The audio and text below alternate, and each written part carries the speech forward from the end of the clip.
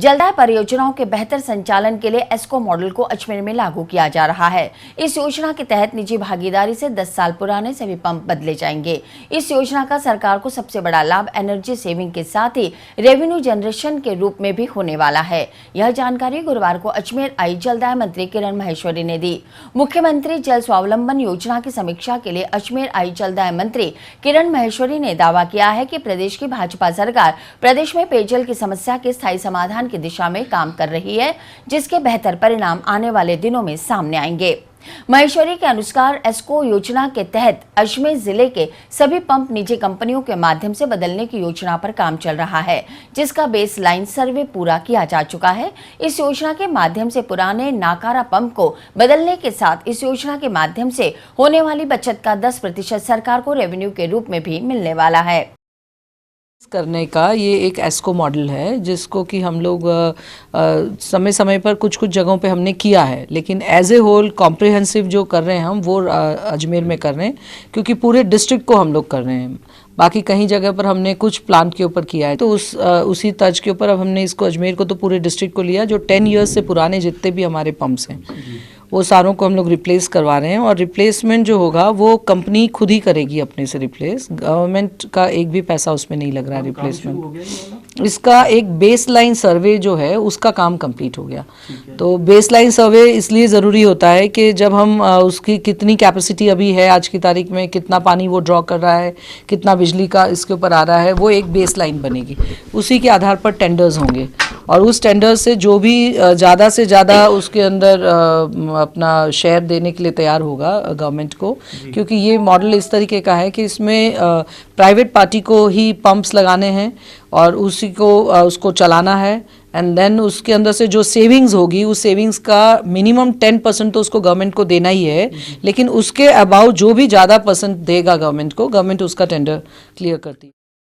महेश्वरी के अनुसार इन दिनों सरकार एक बड़ा काम जल स्रोतों को जोड़ने का कर रही है। रिवर बेसिन अथॉरिटी के माध्यम से नदियों को जोड़ने का यह काम जब भी पूरा होगा, प्रदेश की पेयजल समस्या के समाधान में बड़ी मदद मिलेगी।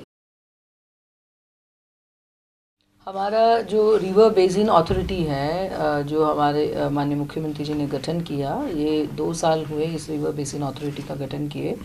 इस रिवर बेसिन अथॉरिटी का यही मकसद है कि ये जितने भी हमारे रिवर के बेसिन्स हैं उनको जोड़ना, सो दैट हम लोग सब जगह पे अपने नए रिजर्वायर्स जो हैं हमारे, वो रिजर्वायर्स बना भी सकें, और जो प्रेजेंटली एग्जिस्टिंग रिजर्वायर है उनको और उनके पानी की कैपेसिटी को इम्प्रूव कर सकें।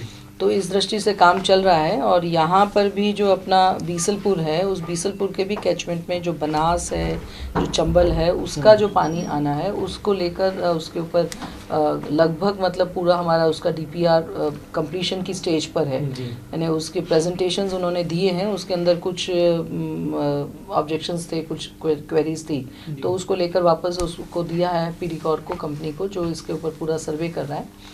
और उसके बाद वो कंप्लीट बनकर आता है तो फिर उसको अप्रूव होगा। अभी एक हमारे एमएलएज हैं हमारे जितेंद्र सिंह जी, उनको भी भेजा था, बिकॉज 13 डिस्ट्रिक्ट्स हैं इसके अंदर, जिसको हम लोग फर्स्ट फेज में ले रहे हैं, जिसमें पूरा कोटा डिवीज़न आ गया, और वहाँ से लेते हुए धौलपुर तक के 13 जिले हैं, जिसको अभी हम लोग ईस्टर्न बेसिन का उसका नाम दे रहे हैं। तो जितनी भी रिवर्स हैं, तो जो चंबल है वो चंबल के साथ में जो पतली पतली जो बारीक जो रिवर्स आ रही है, जो बारिश की भी होती है, कभी कोई 12 महीने फ्लो भी करने वाली है, तो उन सब की आर्टरीज को सबको जोड़ना उसके साथ, और फिर कहीं पे उसको एक एनीकट जैसा बनाना स्टोर करने के लिए, और वो रिजर्वायर जो बनेगा वहाँ से पानी को सप्लाई करना वहीं की। फिर थोड़ा सा आगे जाएंगे, फिर वापस से जो पानी आता है इकट्ठा होता है उसी तो चंबल नदी का जो फ्लो है उसी के ऊपर डिफरेंट स्टेजेस के ऊपर आसपास की नदियाँ जो जुड़ती है, और जहाँ पर हम कर सकते हैं, और उसी से फिर वहाँ के आसपास के कितने लोगों को, यानी कितने गाँव को हम पीने का पानी दे सकते हैं। तो ये हमारा ड्रिंकिंग वाटर ग्रिड होगा। तो ये रिवर बेसिन के साथ ड्रिंकिंग वाटर ग्रिड को जोड़ दिया हम लोगों ने, और ये ड्रिंकिंग वाटर ग्रिड इसी दृष्टि से बनाया जा रहा है कि ज़्यादा से ज़्यादा लोगों को हम सरफेस वाटर के साथ में जोड़ सकें, सतही जल के साथ जोड़ सकें, ताकि जो ग्राउंड वाटर की जो प्रॉब्लम है उसको सॉल्व करते हुए तो हमारा रिवर बेसिन भी जुड़ जाए, और एक सारा पानी हम बीसलपुर में लेकर आए, उसकी बजाय जगह जगह पर हम उसको रोक के और वहीं से हम योजनाएं बना लें, ताकि आसपास के जो विलेजेस हैं उनको हम कैटर करते हुए उस पानी को आगे ला सकें। किरण माहेश्वरी ने संभागीय आयुक्त कार्यालय में जलदाय विभाग के अधिकारियों के साथ ही एनजीओ प्रतिनिधियों की बैठक भी ली।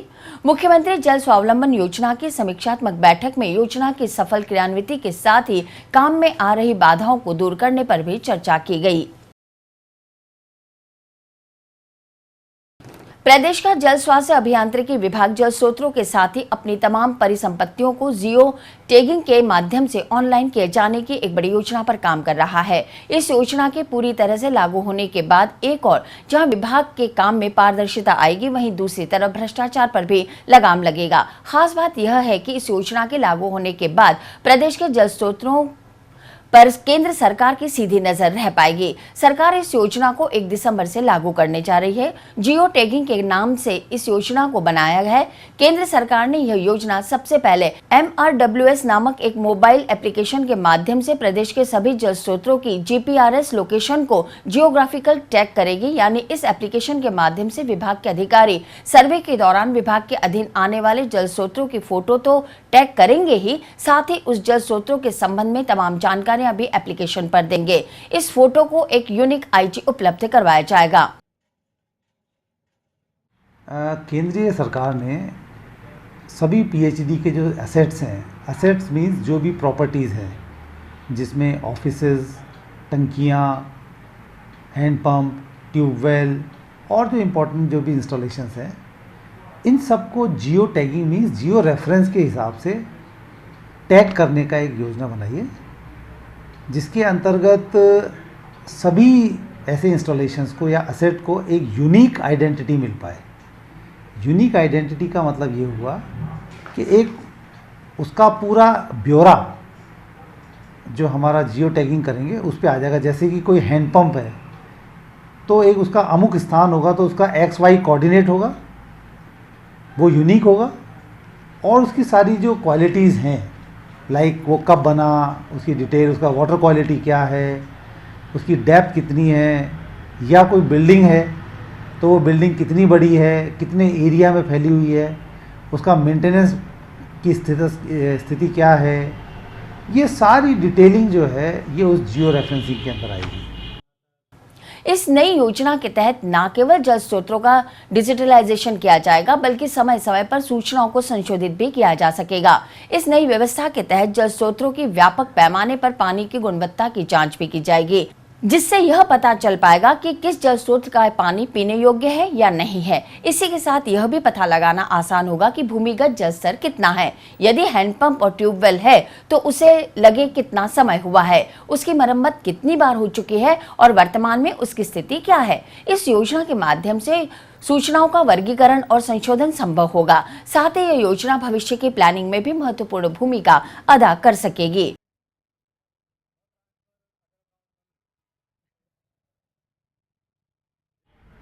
इसका जो पॉजिटिव साइड या जो इसका पॉजिटिव इम्पैक्ट होगा वो पहला तो ये होगा कि हमारा सारा जो भी खर्चा आज तक राज्य सरकारों ने किया है वो सारा एक सिंपल प्लेटफॉर्म पे आ जाएगा। उससे होगा ये कि हमें जो आगे की योजनाएं बनानी पड़ती हैं, जैसे कि हम आगे ट्यूबवेल कहाँ बनाएं, टंकी कहाँ बनाएं, टंकी बनाने के लिए जगह कौन सी उपलब्ध जो है हो रही हैं उनमें से उचित जगह कौन सी है, ऑफिस बिल्डिंग कहाँ बनाएं, हैंडपम्प कहाँ लगाएं, इन सब का निर्णय करने में एक तो आसानी होगी। एक सारी जो इसकी इन्वेंट्री की जो लिस्टिंग होगी उससे हम कोई सा भी डेटा उस पर अगर निकालना चाहें, जैसे कि हम निकालना चाहें कि अमुक एरिया के अंदर टोटल कितने हैंडपम्प हैं, उनकी स्थिति ख़राब हैंडपम्प की कितनी है, सही की कितनी है, ये सारी डिटेलिंग हम उसके द्वारा कर सकते हैं। विभाग इस काम के लिए अपने अधिकारियों को तकनीकी संसाधनों के साथ ही मोबाइल नेटवर्क की सुविधा और लैपटॉप के साथ ही वाहन सुविधा भी उपलब्ध करवाएगा। इस काम को मार्च 2017 तक पूरा कर लिया जाएगा। ये जियो टैगिंग जो है ये एक सतत प्रक्रिया है। ये ऐसा कुछ नहीं है कि एक बार में हो गया और उसके बाद में इसकी अपडेशन की ज़रूरत ना पड़ेगी। टाइम टू टाइम अपडेट करना पड़ेगा। और गुणवत्ता की जो आपने बात कही, तो जो केंद्रीय सरकार है उससे जो निर्देश प्राप्त हुए उसमें यही कहा गया है कि जो भी आप सोर्स जियो टैग करें, जैसे कि हैंडपम्प हो चाहे ट्यूबवेल हो, उसकी वाटर सैम्पलिंग भी लें और वाटर सैंपल के जो डेटा है उसको उस पर साथ में ही अपडेट करें, जिससे कि ये मालूम चल पाए कि साहब कौन से सोर्स का जो पानी है वो उच्च गुणवत्ता का है या किसी की गुणवत्ता ख़राब है, वो उस पर इंडिकेट हो जाएगा। और ये एक ऐसी प्रक्रिया है जिसे हम सतत प्रक्रिया, जो मैंने कहा कि इसको टाइम टू टाइम एक फिक्स इंटरवल के बाद रिपीट करना पड़ेगा, क्योंकि आज जो सोर्स है, जो वाटर टेबल है, वो कल नहीं रहेगी। आज जो वाटर क्वालिटी है उसमें कोई परिवर्तन आता है तो वो भी हम इंडिकेट करें, ताकि हमें ये पता चल जाएगा कि टोटल एरिया या जिस एरिया की हम स्पेसिफिक बात कर रहे हैं उस एरिया में अच्छी क्वालिटी के सोर्सेज कितने हैं, मीडियम क्वालिटी के सोर्स वाले कितने हैं और हमें कितने सोर्स और डेवलप करने हैं या कहाँ कमी है। तो प्लानिंग के लिए बहुत अच्छा टूल भी रहेगा।